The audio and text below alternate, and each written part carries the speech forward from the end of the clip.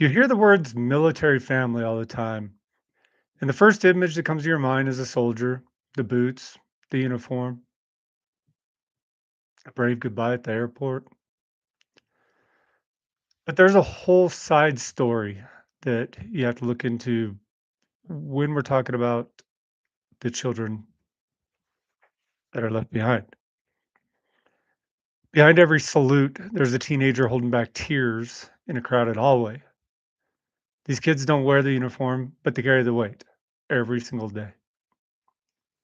According to the US Army, anxiety is most common the most common wound for military children. Not always the loud kind. Often it's silent. It hides behind headaches, stomach aches, sudden clinginess, and a refusal to go to school. It shows up in missed sleep, in skipped meals, in outbursts that don't make sense until you realize what they're really afraid of, and that's losing somebody they love. And as they get older, that anxiety doesn't always fade. Adolescents in the military families often experience depression, withdrawal, even anger. They're caught between the pride of having a parent who serves and the deep unspoken fear that they may not come home. About 30% of military children begin to show signs of distress after experience back to back parental deployments. So that's almost one in three kids. They're starting to break under the pressure on the second one. They made it through the first one, but that back-to-back deployment's what got them. And it goes further. One study showed that the school-age military kids are 2.5 times more likely to be the high risk for emotional and behavioral problems than the national average. 2.5 times more.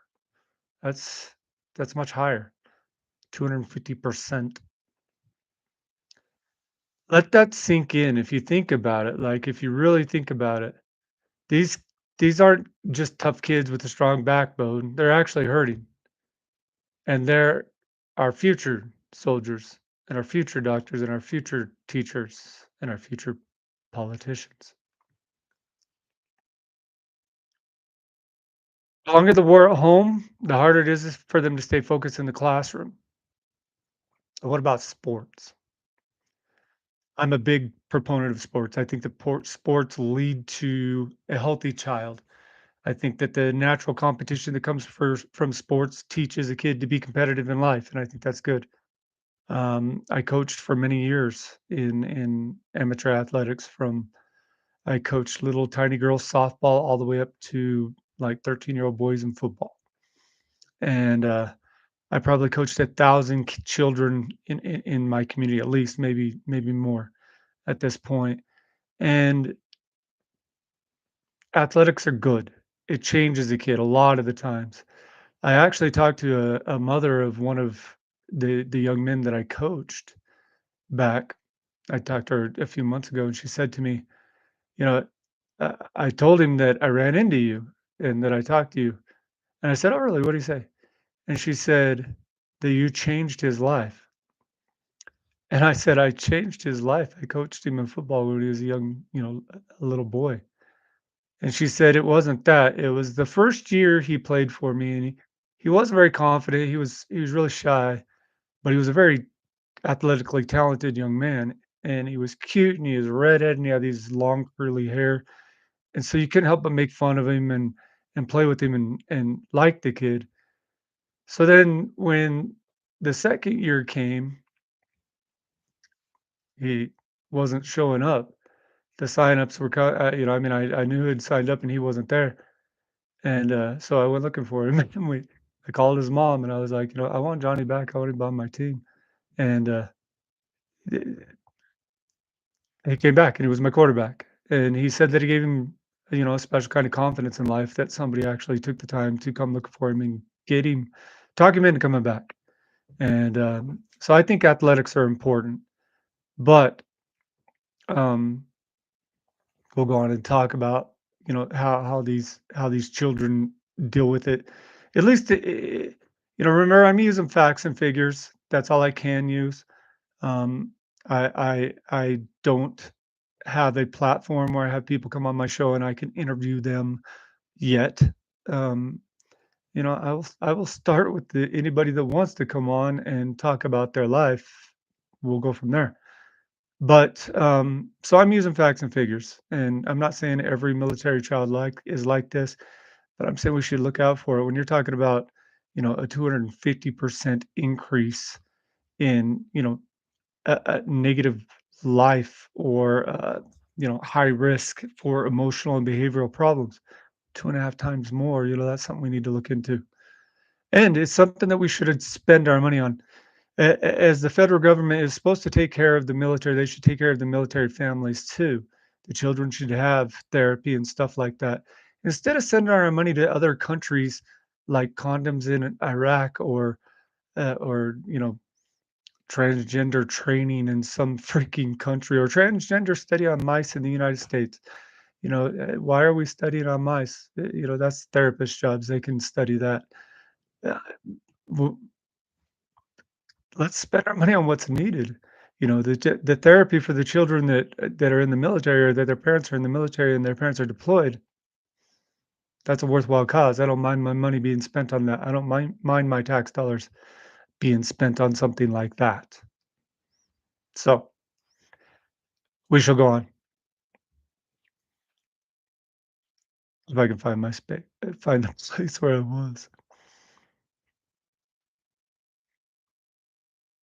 How did I get lost? There we are. Good thing I can edit this. People might assume military kids are stronger, faster, tougher, but the truth is more complicated. One study involved third grade students. So we're talking about third graders, we're talking about young children. Military affiliated youth scored lower in physical fitness tests, like the 1 mile run and flexibility challenges, compared to civilian peers. And they watched more TV too, maybe as a way to escape, to cope, or just get past time when their family was in transition again. Because that's the thing, military life is always on the move. New schools, new faces, missed tryouts, missed seasons. So we moved around a lot when I was young as a young construction guy, and I was always chasing the bigger job. And I had a wife and I had children. Um, my first daughter was born 17 days before I turned 19 years old. So we were a young family, but we had 3 kids, and we were skipping around the world. And I was chasing the bigger jobs. And when I landed where we landed in Nevada, I remember my daughter at the time. She was, I believe, in second grade, and she looked at me and she said, "Dad, does this mean I get to finish a school year somewhere and I actually get to have friends?" And I was like, wow, I have failed as a father. Well, she was only 7, and luckily we stayed so that she finished her life here. I wouldn't have left for anything. That day when she said that to me, it changed my world. I was like, I'm not moving like that again. And I did a couple times, but they were able to have a stable home here because I had gotten a divorce. And so they were able to stay here with my ex-wife. I did jobs close enough where I was able to come back. And so I moved around a little bit, but very little after having those children, after having that conversation with her. So every time they get comfortable, it's time to pack up and go again. And while sports can be an outlet, many military families can't afford the fees. One report from our military kids found that 83% of families wouldn't be able to put their kids in extracurricular activities without financial help. Again, use my tax dollars to pay for military children to be in athletics, please. Quit giving my tax dollars to illegal aliens in California to buy homes in a country they're illegally in. Quit giving my money to that. Give my money to the military children so they can play athletics. Please, please. Taxation without representation. I want to be represented. Please give my money to the children that can't afford to play sports because their dad is in the military. Please give my money to them. These children learn how to be resilient. Yes, but resilience doesn't mean untouchable. There's another stat I want you guys to think about. In 2023, so this is a relatively recent study. A lot of these that I read are back in the 20 or, even before 2020. But this is 2023. In 2023, a study comparing military brats, that's what they call kids raised in the military families, to civilians, found something powerful in it. They might not always test stronger in fitness or behavior, but when they develop strong self control and structure, they use it to succeed in massive ways. This is something that I preach over and over and over. Teach your children to be dedicated to things, set goals for them so that they have structure and self control. They succeeded in massive ways when they did that. They're not always motivated. Make them be dedicated. Self control was the number one predictor of success, even more than grades or IQ. Self control was the number one predictor of success, even more than grades or IQ. Self control. Teach your children self control. So that tells us something critical. These kids aren't broken, they're just burdened. And with the right support, they rise. So if you're listening to this right now and you're raising a military kid, I want you to know this. They don't need to be perfect. They're not going to be. They just need to be present and they need you to be present. The two of you focus together on a common goal, you can achieve amazing things. And I know a lot of times in the military, it's the father that's off in the military and in some place weird, and the moms are left. And I know the moms have a hard time with as the boys grow up and they get a little more defiant. I was a teenager. I raised three teenage boys. I watched it all happen. That's when the sports, that's when the peers and stuff like that come into play, and obviously friends and the fathers of your son's friends. You can reach out to them. My husband's in the military, and most of the time, you know, my youngest boy at home that I raised had a good friend, and he didn't have a father really around at all, like at all.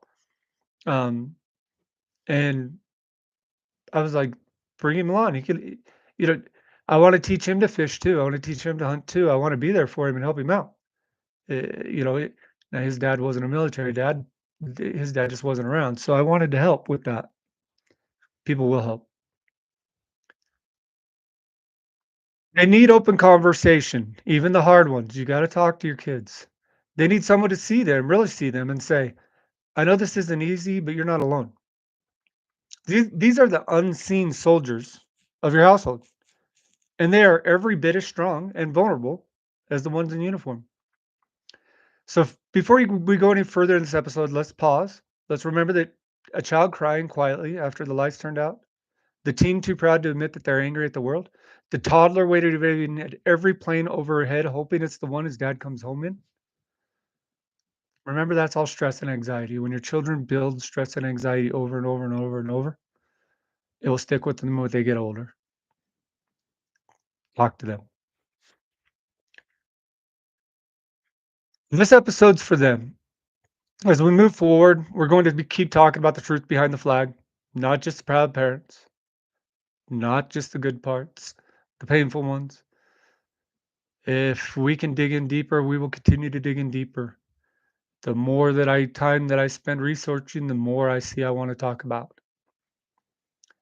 But the healing starts with honesty. And here at Taylor Family, we believe that no one, no soldier, no spouse, no child should have to fight the battle alone. Forgotten front lines.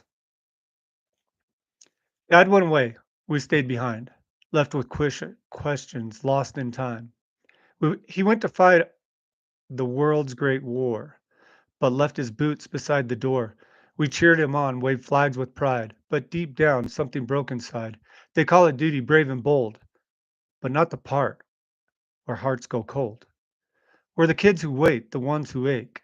No dad to bawl, no dad for ball, no dad for cake. We don't ask much, just time and care. But duty pulled him from our stare. They say he fights for what is right, but we still cry ourselves at night. Freedom's cost is hard to track. It's kids like us who don't bounce back. We ain't special and we ain't weak. We're just tired of feeling bleak. We need someone to say it's fine. It's okay to feel this hurt of mine. To be afraid of what's not said, the beast that hides inside your head. Not the one beneath our bed, but fears we carry in its stead. We grow up fast, we're told, be proud, but no one says these thoughts out loud. So we're saying them raw, no disguise, through teary hearts and tired eyes. The children are the future's voice, but only if we give them a choice. Not just war games, flags, and might, but love and time and sleep at night. Quit sending billions far from home while broken kids are left alone. They don't need jets or tanks or spies. They need their parents in their lives. Build more homes, not just more bases. Wipe the tears from little faces. The fight ain't on some foreign land. It's trying to make a stand in lunchrooms, schools, and empty halls where I love you rally calls. So here's to them, the silent few, the ones the war forgot to view, the kids who stood when no one saw, who learned too young the weight of law. They be the ones to lead our flag, but don't expect it to drag. Lift them now, let them be whole, and maybe they'll come back with a soul. What the uniform hides, the childhood cost. You ever look at a kid and just know they're carrying something too heavy for their age? That's the real reality of a lot of kids raised in the military households. And while the world sees a flag in the yard and calls them brave, they don't see the late night meltdowns. They don't hear the silence at the dinner table. They don't know what it takes to be raised by FaceTime. We touched on it earlier. Kids from military families are dealing with anxiety in ways most of us don't even understand. And it doesn't always come out in tears. In stomach aches that don't go away, headaches before school, sudden outbursts, quiet shutdowns, and behavior shifts that get labeled as bad attitude when really it's pain. According to the military child experts, the number one sign anxiety in the kids is physical. It's the body screaming when their mouth won't. It's physical. It's their body screaming when their mouth won't. You got to look for these signs. They miss sleep. They lose interest in things they used to love. They're clingy. They hang on mom. And sometimes they get angry at them too because they're scared because she's the last one. She can't leave. We need to stop brushing that off because these aren't isolated cases, they're patterns, they're wounds. Military life is constant transition. A new base, a new school, a new friend, a new group. By the time they settle in, the clock's already ticking towards the next goodbye. There's not a normal childhood. That's survival mode. And some kids adapt, but not all. Some fall behind in class, others struggle to make friends, some act out or go numb. And the longer it continues, the harder it is for them to trust the world. There's a word no one likes to use, but we're going to say it here. It's called trauma. It's not just battlefield trauma that matters. It's not the trauma of feeling of being forgotten. It's holding the fear you can't name of being told to be strong when all you want is for your parents to come home. Not every military family goes through this in the same way. There are strong support systems out there. There are incredible parents doing everything right, but they need help too. Because even the best parents can't carry the weight of two when they're hurting themselves also. So, what can be done? Experts say the key is routine communication and validation. Kids need stability, something to count on. Even if it's just bedtime story and pancakes on Saturday, they need a routine. They need to know that they're allowed to feel, and that's okay to cry, to ask questions, to feel mad and scared without being ungrateful. Because when we don't talk about these things, the silence gets passed down like family heirlooms. And silence, my friend, is what breaks a child faster than any war ever could. That's why this episode matters. That's why you're listening right now, because maybe you lived it, or maybe you're trying to do better. Either way, here's what I want you to remember. A child who's acting out might just be asking for help in the only way they know how. A quiet teen who never complains might be falling apart inside. And a strong little soldier who never cries might be the one that's hurting the most. We raise these kids to be proud, and we should. But pride shouldn't come at the cost of their peace. Let's stop pretending they're fine just because they don't speak. Let's stop thinking they're strong just because they don't break. They are strong, but they're still kids. And kids need space to be kids, even in a military home. So if you're a parent listening right now, military or not, check in. Not just how was school, ask, how's your heart feeling today? I had a friend ask me that the other day, and I was caught off guard. I didn't know what to say. How's your heart feeling today? Oh my God, let me look. It makes you think, what's been on your mind this week? Is there anything you're worried about? Don't let the mission make you miss the moment because the mission ends, the deployment ends. But the scars left behind on the child's heart, they don't disappear without healing. And healing takes all of us.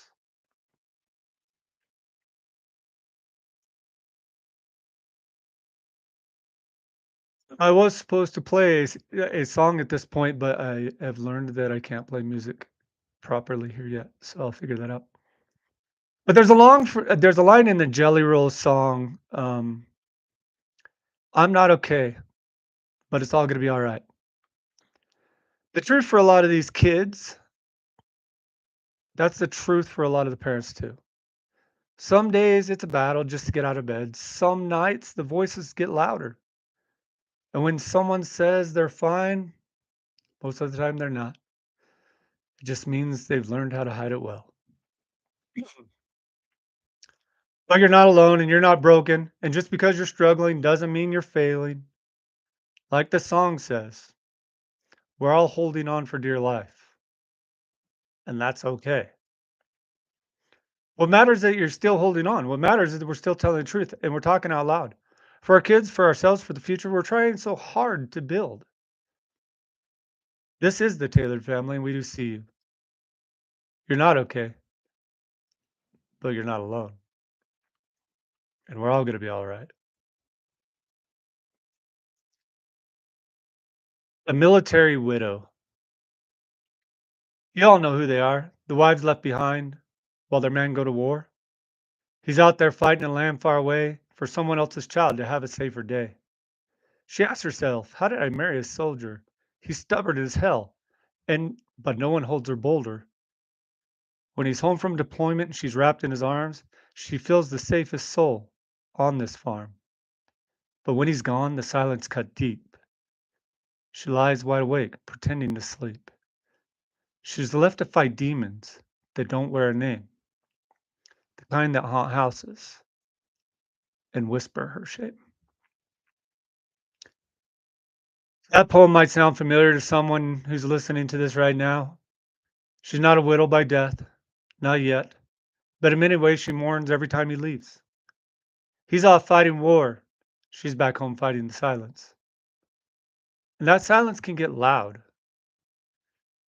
According to the studies by the United States National Library of Medicine, include this is how boring I am, including the one we pulled from today, PMC 3885258. Spouses of deployed service members, particularly mothers, face significantly higher rates of depression, anxiety, and even PTSD symptoms than the general population. Let that sink in. PTSD. Not from combat, not from IED, not from bullets flying over their heads, not from watching their buddies get shot, not from living in the sand, not from being in the heat, from the stress of being home and raising the children,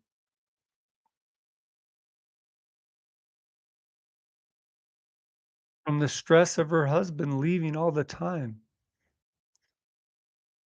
from the stress of her having to hold all the weight on her shoulders. When he's deployed, she's everything: mom, dad, cook, fix-it crew, emotional support for the kids, and somehow still expected to smile at PTA meetings like nothing's missing. She lies wide awake pretending to sleep. That line hit hard because it's real. Anybody with anxiety and depression and those type of issues that come up know that sleeplessness is one of the things that comes along quickly. And as a military spouse, I can imagine the stress and anxiety of their spouse being, you know, million or thousands of miles away in a desert far, far away, fighting for something she doesn't even know what we're really fighting for. Studies show that military spouses lose sleep at a dramatically higher rates during long deployments, often leading to fatigue related health issues and long term burnout. And the longer the deployment, the deeper the strain. One military mental health study found that spousal depression increased significantly during deployments of 6 months or more, and that the effect worsens with each additional tour. This isn't just about sadness, it's about mental trauma. You see, it's not just the soldier who serves, it's the whole damn family. Sometimes the one who stayed behind suffer just as much, but they don't get any recognition. They don't get medals. They don't get thank yous. They don't get late night break, but they do get late night breakdowns over due bills and kids asking questions they don't know how to answer. How did I marry a soldier? She wonders. Yet she stays. Not because it's easy, but because love like that don't walk away when things get hard. We've seen it too many times to count. The husband comes home, but he's not the same, and neither is she. So I can tell a quick story about the fact that I don't really know what my last name is because the story goes that my real grandfather was a World War II veteran, was shot down. He was a pilot, was shot down, escaped Nazi prison camps, came home, was basically an alcoholic and mean. My grandma left him and remarried the guy whose last name I have now. Uh, and then he adopted my dad and his brother, and then they had 4 more kids. So that's the story of my family. And so we don't really know who the guy is, but um, there is a story. I'm not going to get into it all tonight, but there is a story that goes along with it all. And the reality is he didn't come home the same. So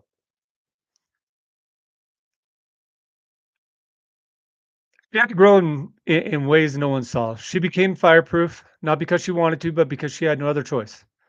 Caregiver fatigue is real, and military spouses, especially those caring for the service members with PTSD or physical injury, face increased risks of depression, isolation, and even substance use, just trying to cope. But the hardest part, most of them don't ask for help. Why? Because the world salutes the uniform. The ones who hold it all together don't want to look weak. Because somewhere along the line, they were taught that strength means silence. But here's what we believe at Taylor Family: silence isn't strength, love is.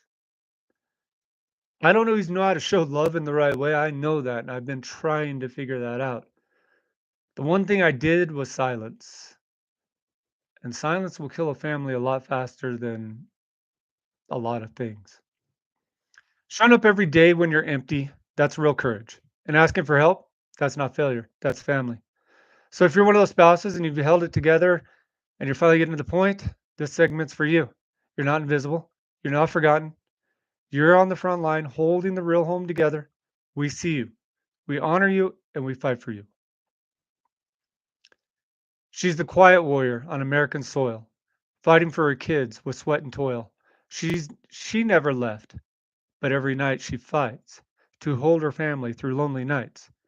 And though he wears the camo and carries the gun, her battle at home is just as hard won.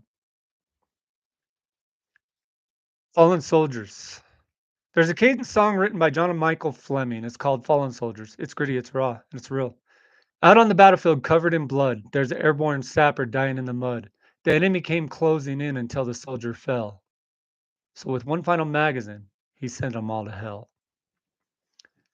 That's the kind of story that leaves a scar, not just on the battlefield, but back home too. Because the soldier who falls is sometimes standing in their place. Oops, leaves someone standing in their place. A wife, a kid, a brother, a friend.